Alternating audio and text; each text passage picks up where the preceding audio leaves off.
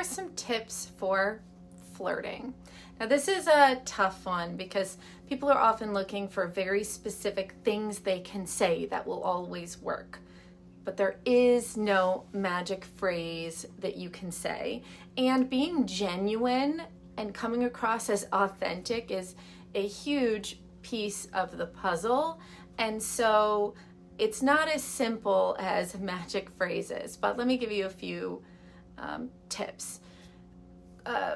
One of the most important tips for conveying interest, I guess, is making eye contact. Really looking at someone in the eyes can create an instant connection and can convey interest. Even if it's not conveying romantic interest necessarily, it means when they're talking, you look like you're actually listening and you care, and that's very attractive. Don't be afraid to hold eye contact just a moment longer than usual if you're romantically interested. That can send a powerful message. And of course, humor can really break the ice, create a comfortable atmosphere, but got to be careful with this. Only if, you're very comfortable using humor, but if it's new to you, it can come across as not genuine or uncomfortable. So just know who you are and what you have to offer. Active listening. This is a really important component of successful flirting. Showing genuine interest in another person by listening and asking follow-up questions. Even this is important whether you are networking at a work event, whether you're trying to convey interest to somebody romantically, or if you're on a date. Active listening is huge. It will go a long way.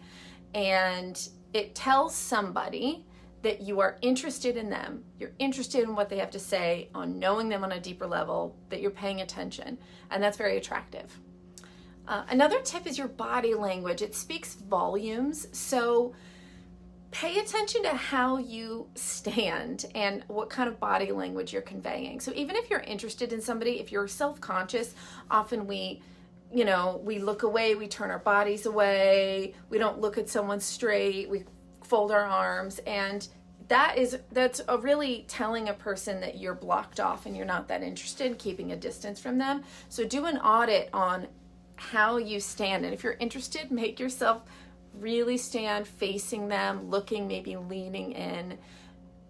So make sure your body language is conveying what you want them to think. Compliments obviously go a long way, just don't overdo it. And little things I find are better to compliment than big things. You look so beautiful. Really, you have to know someone well, but wow, that color looks great on you. Oh, thanks, right? A small specific thing that lets them know that you're paying attention.